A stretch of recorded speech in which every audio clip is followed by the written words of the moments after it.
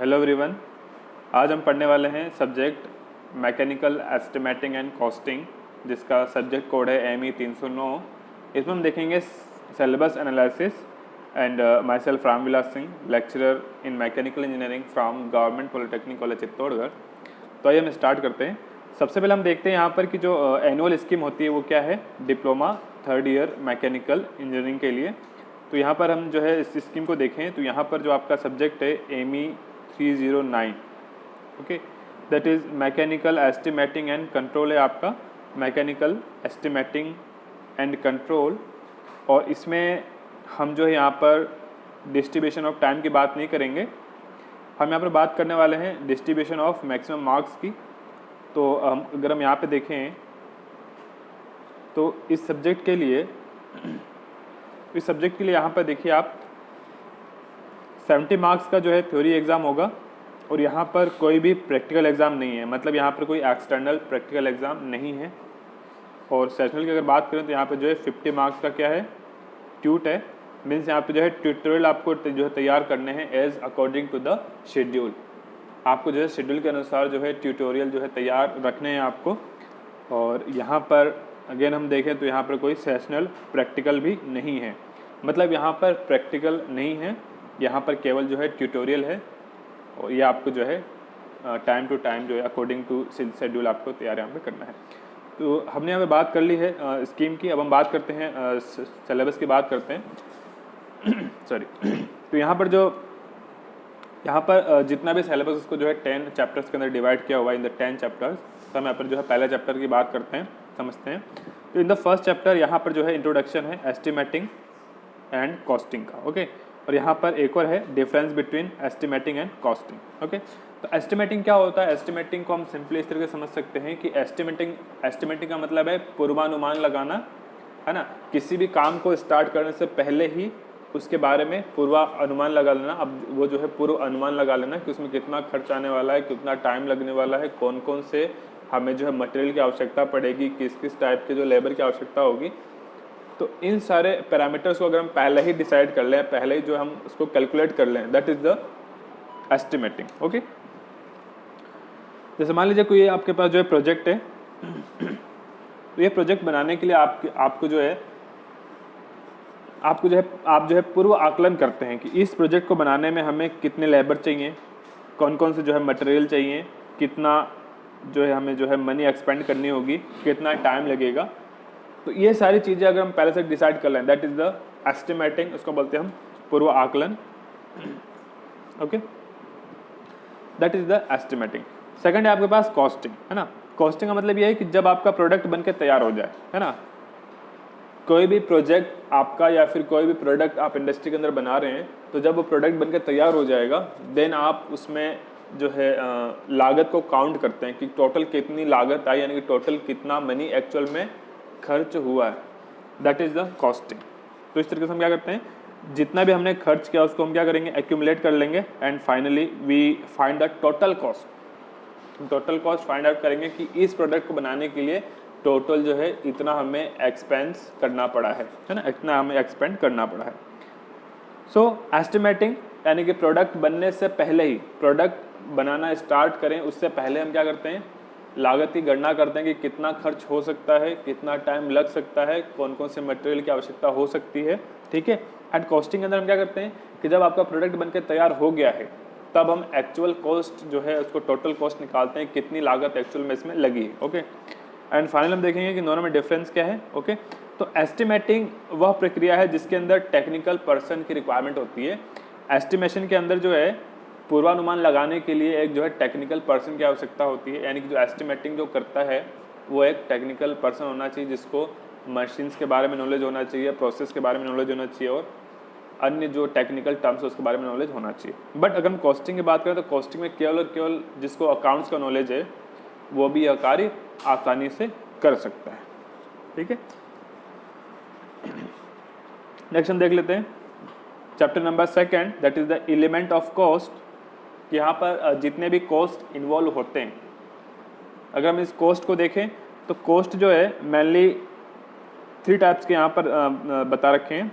Material cost कि material में कितना कॉस्ट लगने वाला है, लेबर कॉस्ट, लेबर में कितना कॉस्ट लगने वाला है, एंड एक्सपेंसेस, अदर एक्सपेंसेस क्या है। देखिए यहाँ पर जितने भी कॉस्ट हैं, ये कॉस्ट जो है दो दो प्रकार के होते हैं, जैसे ये direct indirect, direct material indirect material, okay.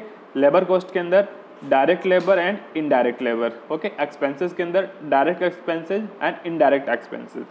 तो डायरेक्ट एक्सपेंसेस वह है, डायरेक्ट का मतलब ये कि वो क्या कर रहा है, डायरेक्टली जो है आपके बिजनेस में इन्वॉल्व हो रहा है, जो आप प्रोडक्ट बना रहे हैं वो जो है उस प्रोडक्ट में इन्वॉल्व हो रहा है।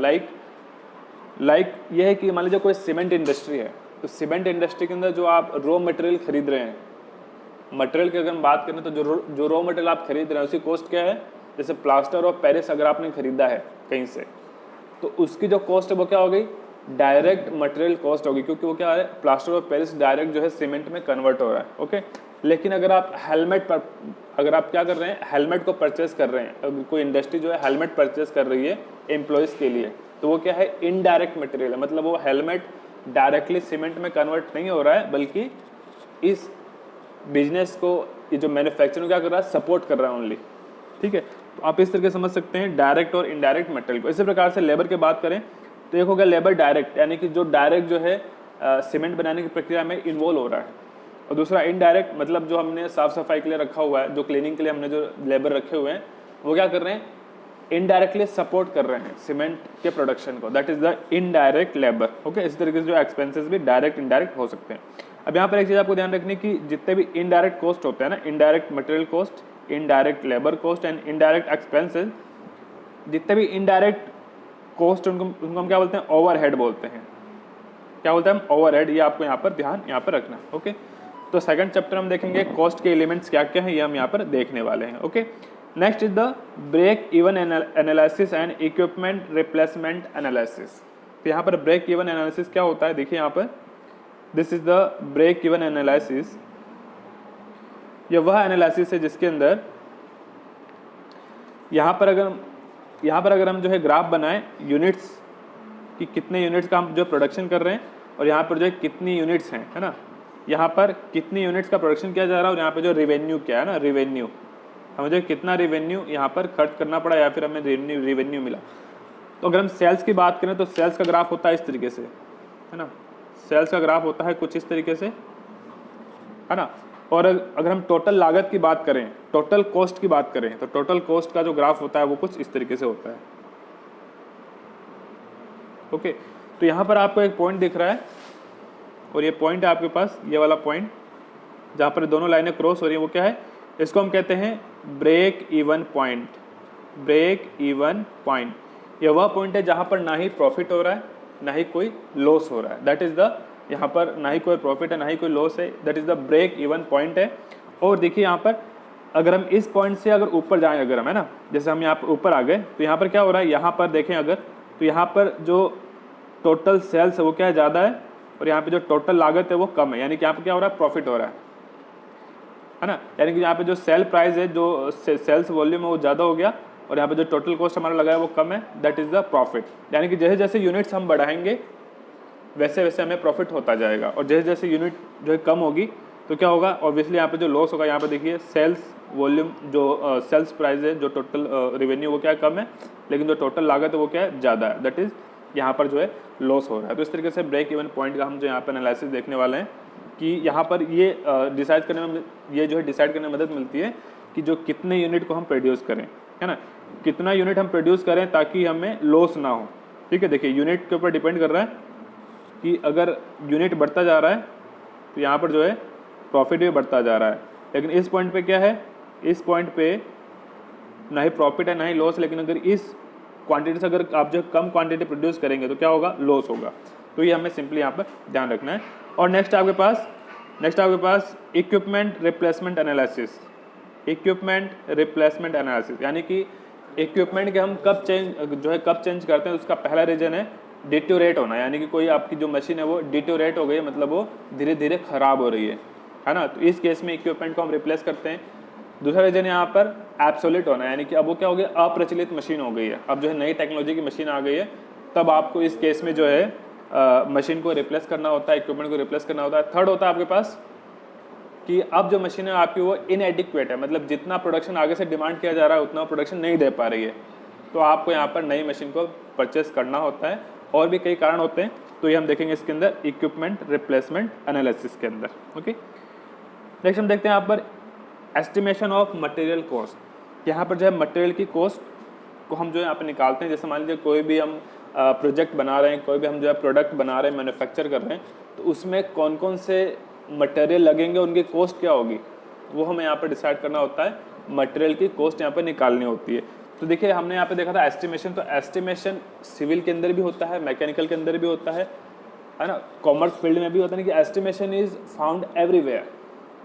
Okay, mechanical field, civil field, electrical field, even non technical field, हर जगह हम क्या करते हैं, एस्टिमेशन सबसे पहले करते हैं कोई भी काम स्टार्ट करने से पहले। तो सिविल का मतलब क्या है, अगर कोई भी जो प्रोजेक्ट बन रहा है, कोई बिल्डिंग बन रही है, कोई ब्रिज बन रहा है, कोई रेलवे पुल बन रहा है, तो उसका हम एस्टिमेट लगाते हैं कि उसमें कितना खर्चा आने वाला है, कौन कौन से पार्ट लगेंगे, कैसे लगेंगे, है ना। मैकेनिकल का मतलब क्या है कि मैकेनिकल में यानी कि मशीनरी से related, mechanical that is machinery से रिलेटेड, यानी कि हम कोई भी अगर मशीनरी पार्ट बना रहे हैं, कोई अगर हम मशीन बना रहे हैं, तो उसमें कौन कौन से मटेरियल लगेंगे और क्या क्या कॉस्ट रहेगा, इसके हम यहाँ पर जो है एस्टिमेट यहाँ पर लगाते हैं। ठीक है, तो यहाँ पर हम देखेंगे estimation of volume, weight and cost of material. किस के बारे में, pulley, spindle, lathe centre, fly wheel और क्रेइंग शाफ्ट के बारे में हम देखने वाले हैं।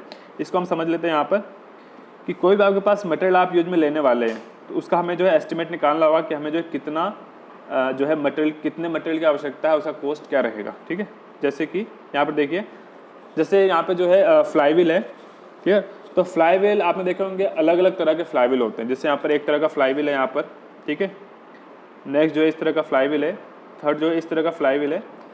तो according to the design,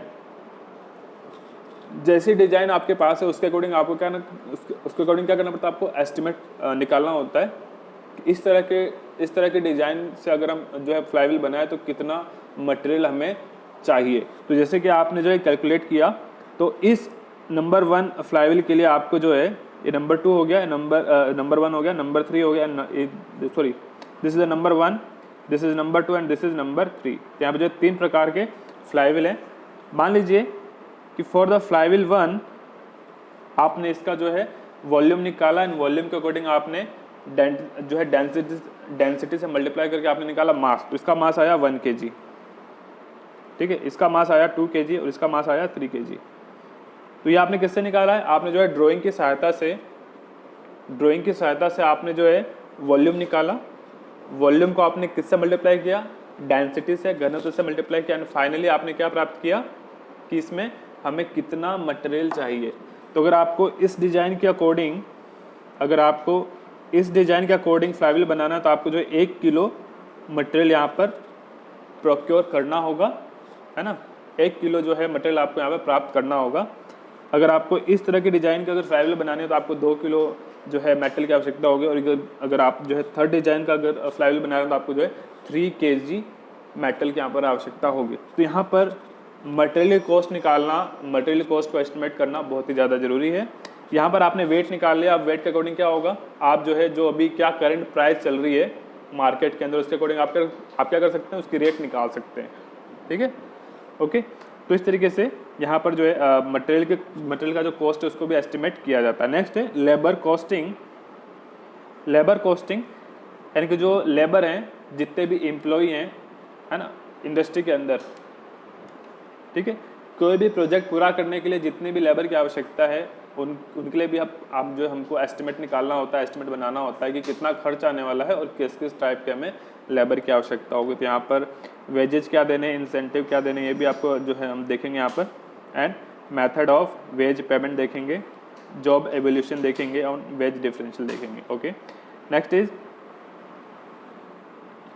estimation in machining, कि मशीनिंग प्रक्रिया में हम कैसे एस्टिमेशन करते हैं। मशीनिंग का मतलब ये है कि जब हम कोई कटिंग प्रक्रिया या फिर कोई प्रक्रिया करते हैं मशीन टूल्स पर, जैसे कि लेद मशीन हो गया आपके पास, है ना, जैसे कि आपके पास लेद मशीन हो गया, मिलिंग मशीन हो गया, सेपर मशीन हो गया, ग्राइंडिंग मशीन हो गया। तो इन मशीनों पर अगर हम कोई प्रक्रिया करते हैं, मशीनिंग प्रक्रिया, तो उसको हम बोलते हैं मशीनिंग।